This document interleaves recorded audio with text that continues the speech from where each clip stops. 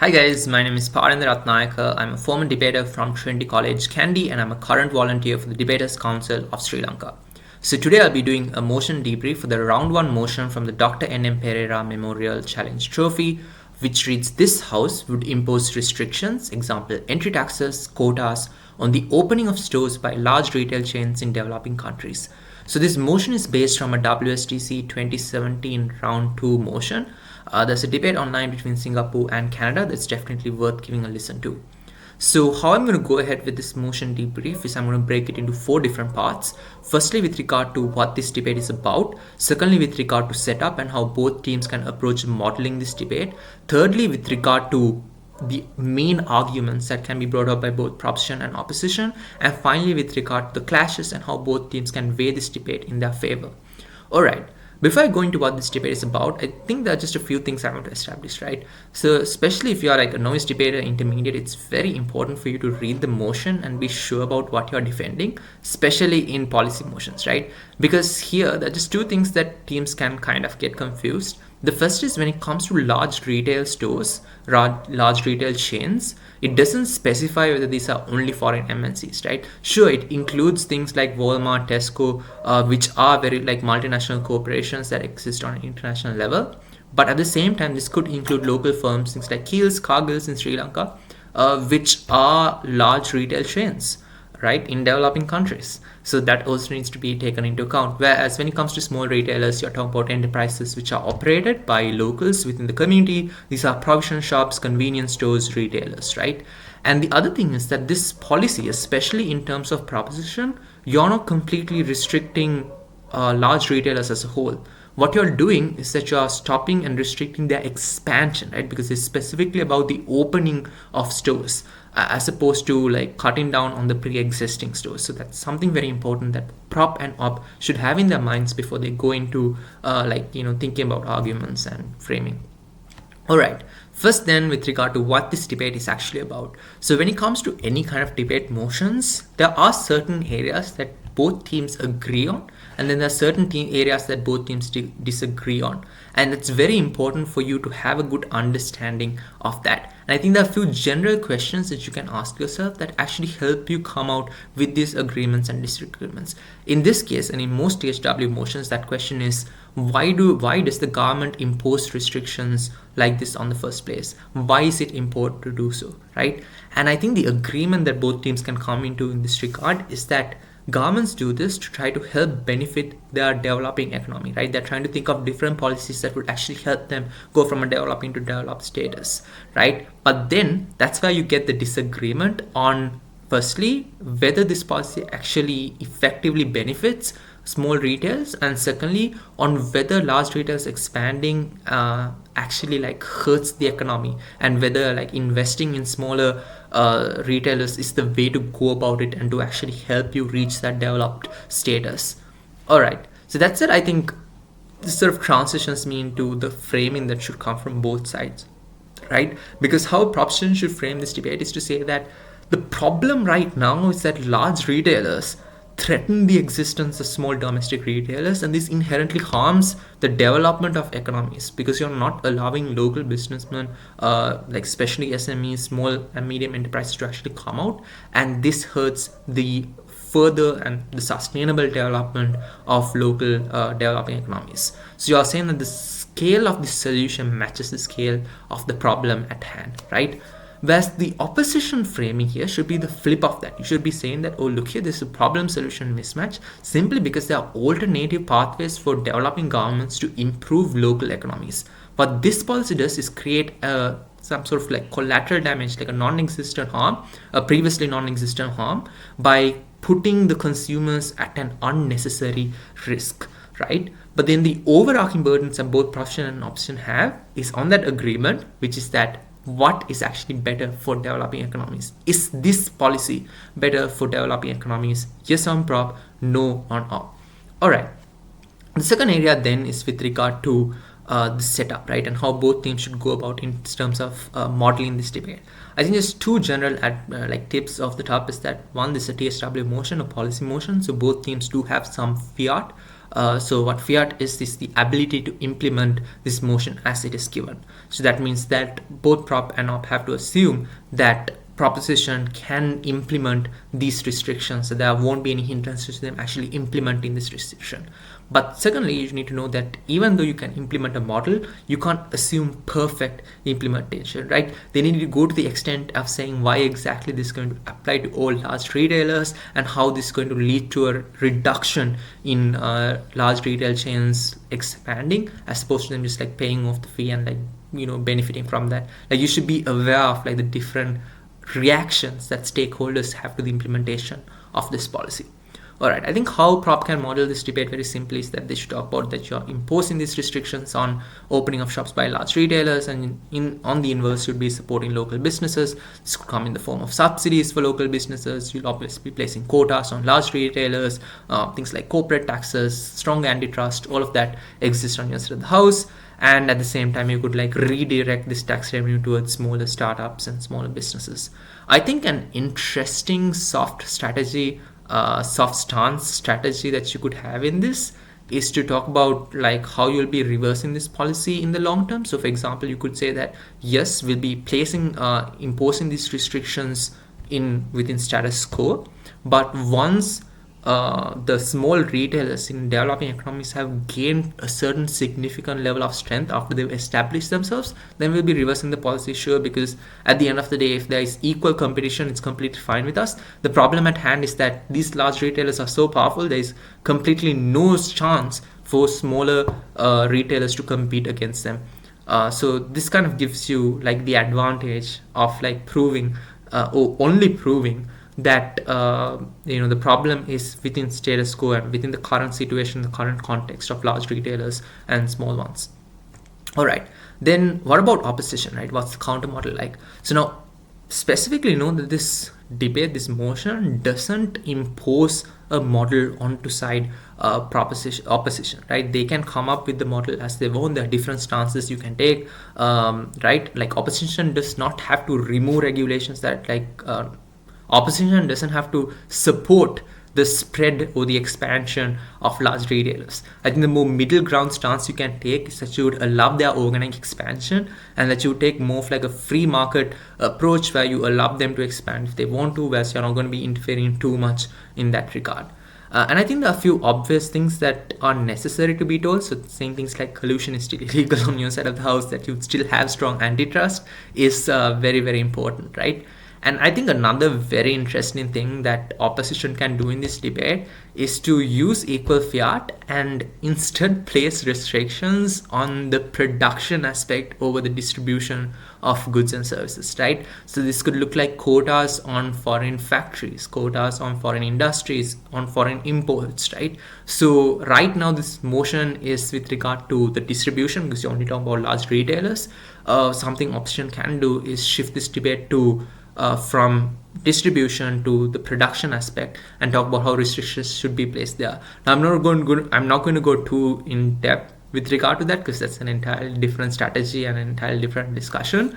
But these are like different options that exist on side opposition, especially in a debate where it's not clear what the counter model is. But keep in mind, you should have equal fiat proposition, right? You can't overreach that fiat and say things which are very, very unreasonable on your side of the house.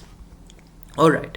That said, I'll be now going into the arguments, first starting with prop and then moving into opposition. So for proposition, I think there are like three big arguments that can be brought out.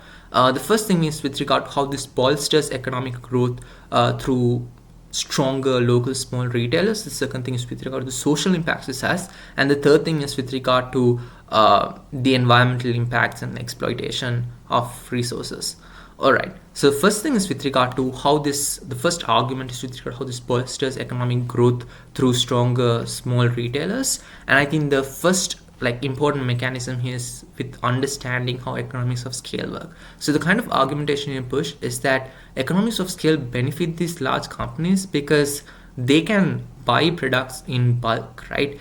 And the cost per unit for large retailers is a lot less than the cost per unit for small retailers, simply because they are producing more goods, or they're acquiring more goods at a very large scale, and this allows them to reduce the cost overall and sell these goods at a lower price. So they have this inherent advantage where they're selling things at a lower price, and now this is going to gain more consumers, and that kind of makes a massive competitive disadvantage to smaller retailers, which can't afford to sell products at that same lower price that large retailers can, right? And what this does in turn is wipe out competition and wipe out small retailers. But you can't stop that. You need to expand that, right? And you need to tell about how after this kind of expansion happens, after you are able to like kind of dominate the market, that is at the point of which, you know, they are more likely to have like tendencies to sort of collude,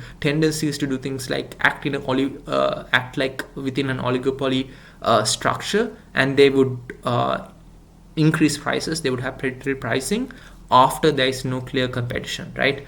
And that is something that you can push out on your side of the house.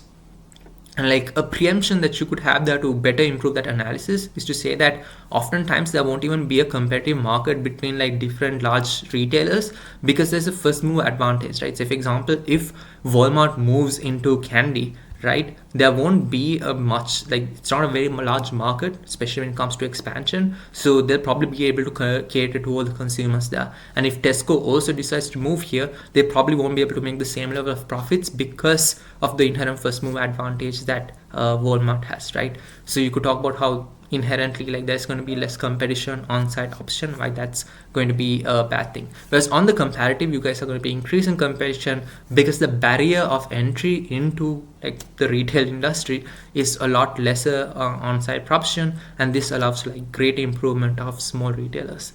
The second mechanism on this argument is with regard to money circulation. So MNCs, foreign, especially when it comes to foreign MNCs, they repatriate the profits to their host country, right? This is because of different like nationalistic values, and then there's also some level of legal application. For example, under Trump presidency, there were certain rules and regulations that required these foreign MNCs to send back money to like get expats coming to certain job positions, and obviously there might be certain taxes that might be placed on them that they require them to move money out. So overall, when you have like foreign MNCs within your country and like large retailers that are not locally based, you're obviously not going to have like you're not going to have money circulation to the same extent you would if you're relying only on small retailers within your own country and domestic retailers as a whole, right? And I think the third thing, like a smaller mechanism here, is with regard to advertising. You could talk about how when these large retailers expand into rural areas, they saturate the marketing advertising market, and it becomes a lot harder for small retailers to actually like establish themselves because they don't have the large amount of capital to access that market that is now saturated by the brand image, by the reputation of these very large retailers, because it's very easy for them to like push out different like marketing strategies, put out adverts, and make it a lot more expensive for other small retailers to actually advertise on the same platforms. All right. That said, I think the way that you guys can impact this argument is about how this completely pushes out small retailers and how this hurts the economic growth as a whole, and how it doesn't allow for sustainable growth of these developing economies.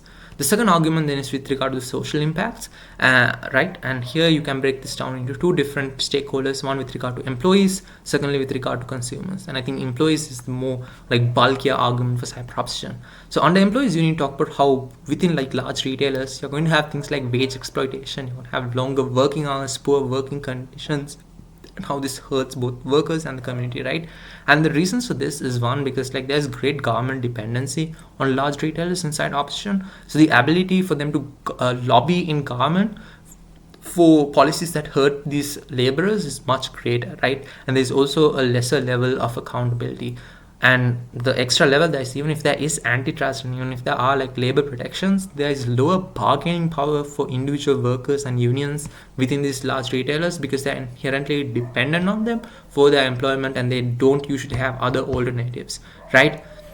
And I think the extra level that you need to push out is that even if like employment does exist, it's usually only for the lowest levels of labor, and these are not things that you're going to have transferable skills to. So maybe you'll be like a receptionist, or you'll be like, you know, working on a cashier, working on cleaning duty, right? And the reason for this, and how you need to explain and mechanize that, is to say that there is no inherent incentive for these large retailers to upskill the labor force, because the reason these kind of MNCs move into developing countries in the first place is because they have very cheap labor, right? They're profit motivated and they want to get access to labor at a cheaper cost, and they would much rather, as opposed to paying for the training needed to upskill these laborers, they would just outsource educated people from their own countries, right? And that's why these kind of profit motivated large scale retailers would have expats do more higher up jobs, things like managerial positions, or go to them. So on the comparative, even if you might not have the same magnitude of jobs you would have on opposition, at least you'd have more sustainable jobs, and you're going to have at least higher up jobs offered to locals, and these are jobs that aren't as exploitable because of the fact that you have much greater leverage as an employee within small scale retailers, right? Okay, the second area within this argument is on the consumers, and I think consumers isn't the strongest argument for side proposition, but how you can add some positive matter into this is talking about how community-based small-scale retailers cater to the best interest of the citizens, right? So, for example, if you come from a Muslim majority community, you as a small-scale retailer would only provide halal foods, right? Whereas if you're a large-scale retailer let's say Walmart coming in the community, you probably don't have the same incentive to care. You might not be as aware, communally aware, to provide those services the way they need. So, and I think the other thing is that there's greater accountability measures, because small scale retailers are way more affected by things like backlash, by bad reviews, as opposed to large scale retailers, because obviously they can just set up shop somewhere else, or move out if they think that place is unprofitable, and at the end of the day they have less to lose, right? So things like food safety, etc., is going to be much greater within small scale retailers, which have a lot more the checks and balances that exist to them are a lot greater and a lot more scrutinizable as opposed to large scale retailers. Okay. And I think the third argument you can run on proposition is with regard to the environmental impact. So a bunch of mechanisms here with regard to overconsumption, depletion of resources, things like waste management. I think it's kind of self-explanatory, because large-scale retailers might not care as much about these rural communities, so they might act in very responsible manners that actually end up hurting them. This is a second speaker argument that you can bring out to expand on your clashes. All right, moving then into opposition, right? And I think the arguments that can be brought out by opposition are firstly with regard to the consumer.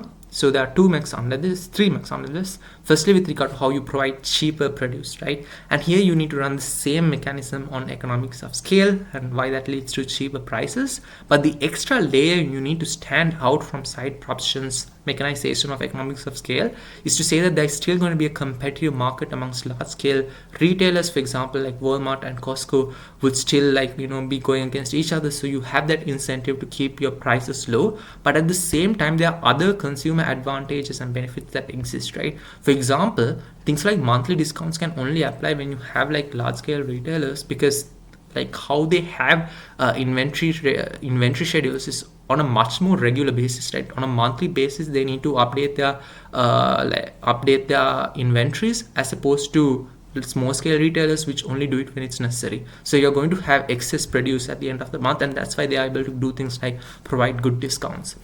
And I think the second important thing on this argument is about how large retailers can provide unique variety to consumers. So for example, they could maybe provide a variety of different products from other countries. They could produce very high quality products. For example, within large scale retailers, you might have access to things like iPhones and Google Pixels, whatever, right? Whereas on small scale retailers, you might have much more limited choice. And the reasons for this is because small scale businesses can't afford to import certain goods, and they might not have access to certain suppliers. And again, the fact that they can't rely on economic scale and they can't buy in bulk means that small scale retailers just don't have the incentive to get that variety of goods and products that large scale retailers do. And I think the third thing under this argument is with regard to convenience. And that's simply to say that there are more goods in one place when you have large scale retailers, right? You don't have to go to different places to find what you need. You can just once a week go to this grocery store and get everything you need in one area. So this, curb spending on things like transport for consumers. So overall, you're going to have people being happier on proposition, consumers being happier on opposition. The second argument that you guys can run here is with regard to the community, and like how large scale retailers provide unique opportunities to the community. Firstly, is with regard to employment. They can employ more people, right? And the reason for this is they are usually open 24 hours. They are very, very large, so they need more employees. They have more facilities, things like shipping houses, for example. There are many middle management positions that actually allow for higher paying jobs. And they also have an incentive in upskilling, right? And the reason that they have an incentive in upskilling is because what you do is you flip the whole argumentation on low labor, and you say that especially when you're expanding into rural areas, all right, you're going to, like, expats probably won't want to work in places like let's say in Kandy. So that's why you'd have maybe an expat working in Colombo to manage the country branch, the country office as a whole, but you'd still have like locals being upskilled and locals being employed within these positions, because it's not as hard as side proposition would like to frame it, right? Because it's a very self-sustainable sort of cycle where once you train one batch of employees, they can train the next batch, and you can have sort of a cyclic system there in order to upskill labor, right? So that kind of like upskilling can be pushed on your side of the house. All right, and I think the other thing that other two things, simple things you can push out for is one, about how obviously these large-scale retailers are being taxed by the government. This can be beneficial for communities, and that's how they lose out on that level of tax revenue when large-scale retailers just decide not to expand. All right, and the other thing is that to a certain extent, like large-scale businesses, when they do expansion projects, they focus on things like infrastructure, right? They focus on building like roads surrounding that area. They focus on things like getting electricity to maybe their retail shop, but that allows them to get like access lines into that entire area. Things like plumbing, internet access, all of it might be things that large retailers bring to smaller rural areas, and this it acts as a catalyst for development. So those are the main areas of argument. Now I'll be going to the final bit with regard to clashes. I'm hoping that you guys stick by for this, because this is my favorite area and my sort of field of expertise. All right, I think when it comes to clashes, I might go on stakeholders in a debate like this, and there are three main stakeholders. One is on consumers, two is on small businesses, three is on employees. And especially if you're like a second or third speaker, you need to be able to be very, very aware of which clashes you're winning on and which clashes you guys might have to, sort of trade off and kind of give up on later down the line. So firstly, when it comes to consumers, I think this is way more beneficial for side opposition, right? And how you can weigh this on opposition is the magnitude, right? The simple fact that there's so many different people being affected by this. There are more people who are consumers than there are people who are like business owners. So that's why this clash matters on your side of the house. Whereas how this can be weighed and like how you can push it to favor proposition is, you could argue that like the harm is very short term, right? Because in the short term, maybe consumers might be losing access to a variety of goods, maybe they might be losing out on cheaper goods, but at the end of the day, once they're able to like improve and you're able to expand these small retailers and you're able to build them up, that is at the point of which they're able to get the products they need. They are able to improve to a scale that they can buy in bulk and they can provide things at a cheaper cost. There's going to be greater competition, so maybe that might reduce the cost overall, and like even when it comes to variety, they'll just definitely be able to like in the long term improve on that as well. Second clash then with regard to smaller businesses, and here how you could weigh on proposition is with regard to vulnerability. This is a very important clash for proposition. So you could talk about how these are the most vulnerable people. Maybe it might be a generational business that you own, and these people oftentimes don't have alternate pathways in life, and like if they lose out on this business and are wiped out by the expansion of retailers, you're going to have large rates of unemployment within those communities, right? Whereas how you could weigh on side opposition is to say that, oh look here, like even if large retailers do expand into these areas, what it does is it actually boosts the competition between small retailers and large retailers, right? It pushes small retailers to be more creative in terms of their product, to be more community based, so that they can actually appease to the consumers. So that in turn improves the quality of these small businesses, and that is why you should weigh in favor of opposition in small businesses as well. And I think the final clash that you could bring out here is with regard to employees, right, which that actually helps out employees. And how you could weigh this on proposition is on sustainability, because the kind of jobs you create are far more sustainable. They are like long lasting, as opposed to the more flimsy jobs that come out on side opposition, simply because of the fact that when you have like very low level employment opportunities, it's very easy for you to be subject to things like layoffs. You probably aren't earning the best either, so the kind of jobs that you get on that side of the house aren't the most beneficial for employees as a whole. The way that you could weigh this out on opposition, on the other hand, is with regard to magnitude. Like, one way you can do it is on magnitude. At the end of the day, you're creating so many jobs, especially when you expand into new areas, and given the scale of your the retail store, obviously you'll be creating many new jobs at once, and that is something very beneficial for these countries.